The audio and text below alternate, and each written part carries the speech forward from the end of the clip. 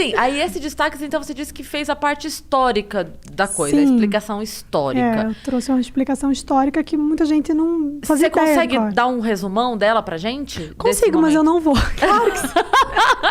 Conseguir, eu consigo. Consigo, mas você não paga pra isso. Consigo, Vai mas eu não tô pesquisar, afim. minha filha. Vai pesquisar. Você quer fontes? Arial 12?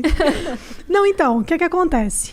Eu tive a ideia de fazer esse destaque porque, como eu já falava muito sobre vários assuntos e de vez em quando eu tocava nessa ferida do feminismo, o pessoal chegava para mim e falava assim, pô, por que você não explica aí? A gente quer entender o que tá rolando, né? O que aconteceu, o que a gente não sabe. E aí eu fui e dei um background ali do que tinha rolado.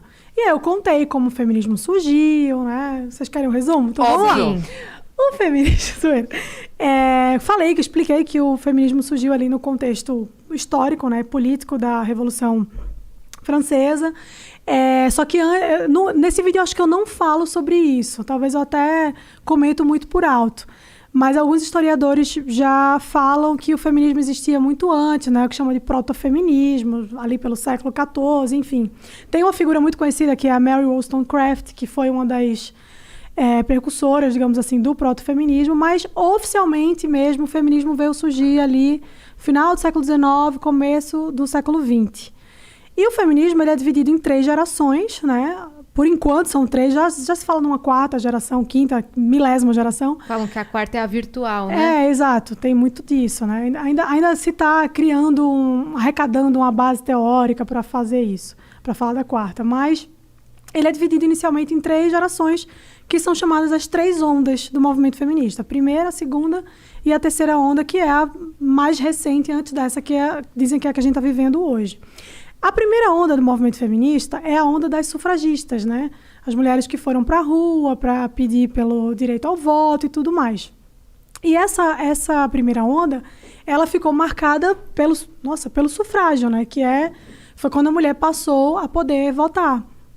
E tem vários nomes que são muito influentes dessa primeira onda, mas um dos mais influentes é uma moça chamada Pankhurst, que ela foi uma das pioneiras ali do movimento das sufragistas.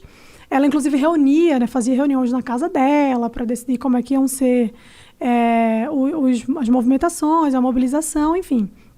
E aí, essa primeira onda, ela vem com esse propósito de pedir por direitos civis, né? A gente quer poder votar, a gente quer poder fazer outras coisas que a mulher não podia fazer naquela época. O que não se conta dessa história é como tudo isso aconteceu e qual era a motivação e qual é a fonte que o feminismo já começou bebendo desde o seu início, né? Que as pessoas muita gente não sabe. O feminismo ele é um movimento que ele tem origem no socialismo, nas ideias socialistas, de Marx e de Engels, enfim.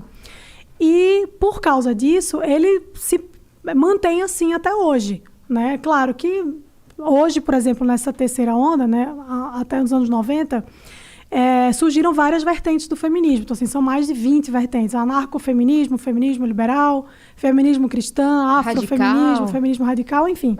Tem várias vertentes. Mas, naquela época, né, o propósito era esse, era lutar pelos direitos civis, e a base que existia ali por trás, a base teórica que existia por trás do feminismo era o socialismo, o marxismo. O feminismo ele puxa muito uma teoria, né, do patriarcado, que é uma teoria que foi explicada por Engels no livro chamado, eu nunca lembro a ordem do título do livro, mas ele fala sobre a origem da família, da propriedade privada e do Estado. E nesse livro ele vai falar sobre essas relações, né, de treta que existe entre os homens e as mulheres.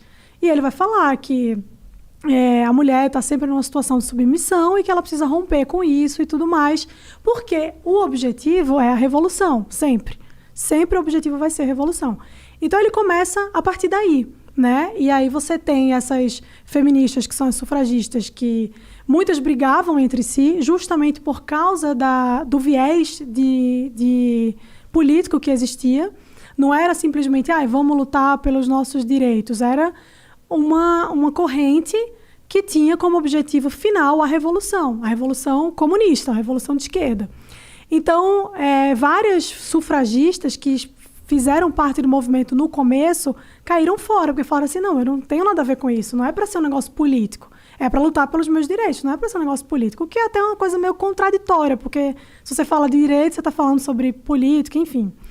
Mas aconteceu dessa forma, então... Mas, de repente, elas entendiam que, ok, o direito da mulher não pode estar atrelado a nenhum outro interesse. Exato. E isso não está me representando. Era política ideológica, no caso, né? O problema era a ideologia, porque muitas mulheres não concordavam com a ideologia, então elas não queriam ter o nome delas ali associado. E a Pankhurst, que foi uma das principais sufragistas, ela tem uma história muito controversa, assim. Ela era uma mulher que estava sempre à frente ali dos movimentos, e ela era muito militante, ela já era muito militante.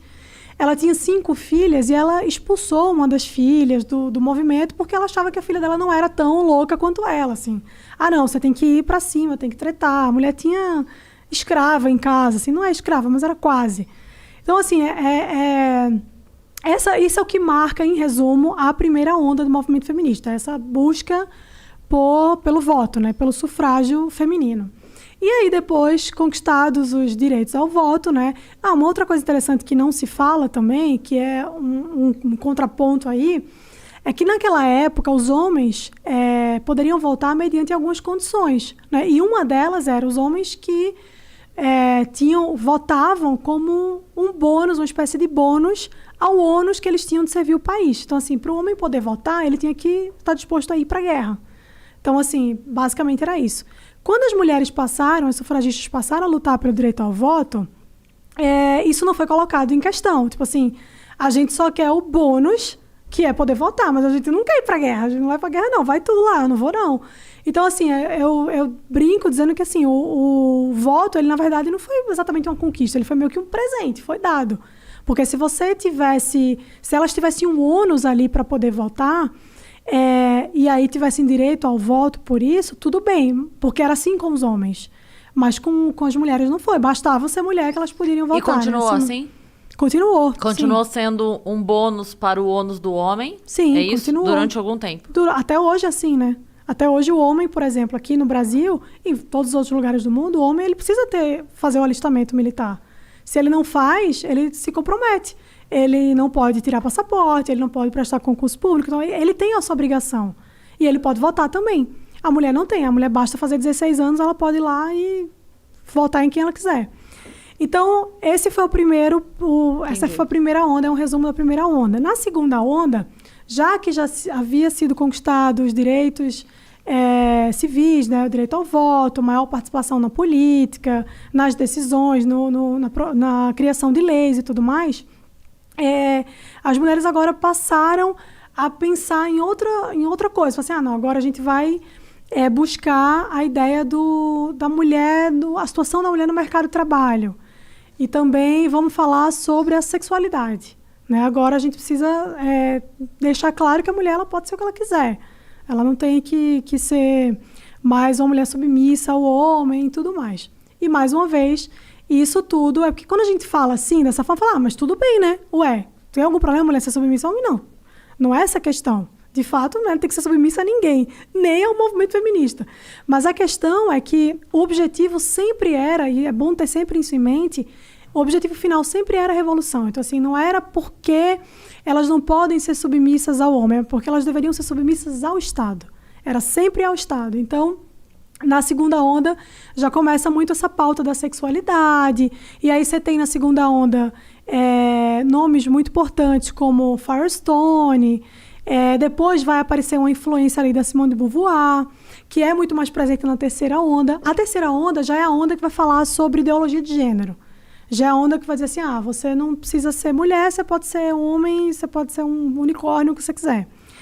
E a terceira onda é onde a Simone de Beauvoir é muito mais forte, assim, né? Com aquele livro Segundo Sexo, eu acho, eu não lembro, mas acho que é esse. Que é um livro onde ela vai trazer como se fosse uma espécie de tratado sobre o que o movimento feminista naquela onda deveria fazer. Ela dá todas as diretrizes ali. E aí a terceira onda do movimento feminista ela se pauta a partir dessa ideia da sexualidade, da segunda onda, da sexualidade, da ideologia de gênero e tudo mais. A terceira onda, que é a mais recente, ela já vai vir um pouco mais radical, né? Ela já vem com um discurso muito mais radical. Ela tem uma influência muito forte do movimento punk, que é uma curiosidade que pouca gente sabe. E essa terceira onda é a onda que o feminismo ele já vai se desdobrar em várias outras vertentes, né? Então, você não tem mais só o feminismo. Você tem o feminismo liberal, o anarcofeminismo. Isso é final dos anos 90. No meados dos anos 90, por ali, 2000 e pouquinho. E agora, que como eu estava falando, já se tem notícia de uma quarta onda, que é uma onda que vai vir digital, né? É a organização de movimentos feministas através da internet. Na terceira onda, aí já começa aquela coisa da descaracterização de alguns termos. Por exemplo, puta, vadia. O movimento feminista ele se apossou desses termos para tentar tirar a conotação ruim que tem, né? Então, você tem a marcha das vadias, você vai ter várias sou puta, enfim, essas coisas que elas se apropriaram para tentar dar uma modificada no termo. E aí, essa última onda é a onda mais recente, né? Que é a quarta, que ainda não se... Eu não falo muito dessa onda porque não tem muita base teórica sobre isso. Ainda estão escrevendo, tem muita feminista escrevendo sobre isso. Meu Deus, quero nem saber o que é que vem aí. Mas, enfim, então, em resumo mesmo, é isso. Assim, dava para falar aqui por muitas horas sobre esse assunto, porque tem muita coisa, tem muita nuance aí das ideias, né? Tem muita coisa das mulheres sufragistas que não se fala, como, por exemplo, muita gente fala hoje assim, mas o feminismo, hoje em dia ele pode ser um pouco mais radical, mas ele não era assim, não, ele sempre teve essa essência. Quando você olha, assim, eu lembro que tem um panfleto que foi distribuído pelas sufragistas na época que elas estavam fazendo... Isso foi quando? Assim, pra gente ter uma noção histórica... No final do século XIX ali. Tá bom. Começo do século XX. E falei pra você que data, eu sou péssima. Você fala, que data? Não sei que dia é hoje. Mas foi pra gente ter uma ideia de distância. Então tem um panfleto que elas distribuíram que elas comparavam homens a cachorros, assim. Tinha muito essa coisa de criticar o casamento, a maternidade, de falar que mulher não precisa ser mulher. Tem a coisa da crítica à heterossexualidade. Elas falam que a heterossexualidade é uma coisa imposta. Ou seja, se fosse para ser uma coisa natural, a gente não seria heterossexual. A gente seria lésbica. Então, assim, tem muita teoria que existe dentro de todo o movimento feminista. Tem muita coisa, você entra em muitos aspectos aí que, obviamente, se eu fosse falar aqui, ia ficar o dia inteiro. Mas é muita coisa. Então, assim, a minha ideia com esses stories era trazer esse panorama e dizer, nos próprios stories tem um pouco mais detalhado tudo isso. Tem muita coisa mais detalhada, tem... eu falo lá do movimento da pluma branca, que eu também não vou falar o que é, vou mandar todo mundo pesquisar aqui, porque é um negócio muito pesado. Então, assim, tem várias coisas aí que, se você for pesquisar, você vai falar, putz, mas é isso, caramba. Mas você vê que não é exatamente como você... Porque, assim, o feminismo, ele vende muito uma propaganda, que é o que eu falo, assim, que é o que a maioria das pessoas compra, né? Que é a propaganda do, não, mulher tem que ser o que ela quiser, direitos iguais, tudo mais. E isso realmente é maravilhoso. Qual é a pessoa, é o que eu sempre falo, qual é a pessoa em sã consciência que vai achar que a mulher não tem que ter o mesmo direito dos homens? Tem que ter, óbvio. Só que essa é a superfície, né? O que está ali na beira, marginal.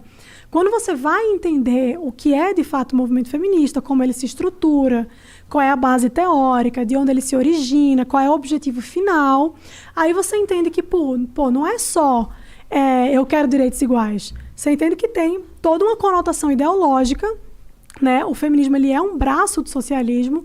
E aí, se você não é alguém que compactua com essa ideologia, você é cortado a cabeça fora, né? Que foi o que aconteceu comigo. Eu falo muito dessa minha experiência. O feminismo, ele fala muito sobre, não, é pela mulher, sobre a mulher. Mas qual mulher? Porque eu também sou mulher. Desde que concorde. Mas porque eu discordei, então, assim, tem um movimento aqui no Brasil... Tipo, ou você tá com a gente ou você tá contra a gente. Exato, e não é bem isso, né? Assim, não é esse o ponto.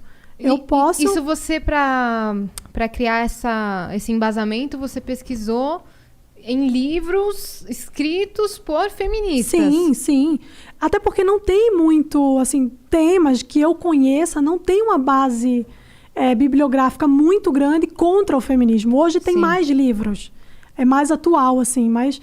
Tudo isso eu vi lendo as próprias feministas, né? Lendo todas elas. Beth Friedan, a Firestone, a Simone de Beauvoir, que é uma pessoa que tem eu não consigo entender como as pessoas idolatram a Simone de Beauvoir. É um negócio bizarro. Porque a história dela é muito perversa. A mulher tinha uma relação duvidosa com galera nazista, a mulher era pedófila. Ela fez um monte de merda lá. Fez um monte de merda, assim, tinha relação, abusou de alunas, ela teve a licença dela para ensinar na França cassada, porque ela era acusada de abuso de menor de idade. Então, assim, como é que essa mulher pode ser ícone de um movimento que diz lutar pelas mulheres? É tão contraditório, entendeu? E mais o que eu falei. Mas é porque nunca é o que se fala, né? Mas quem fala. Exatamente. Gente, um beijo e até mais.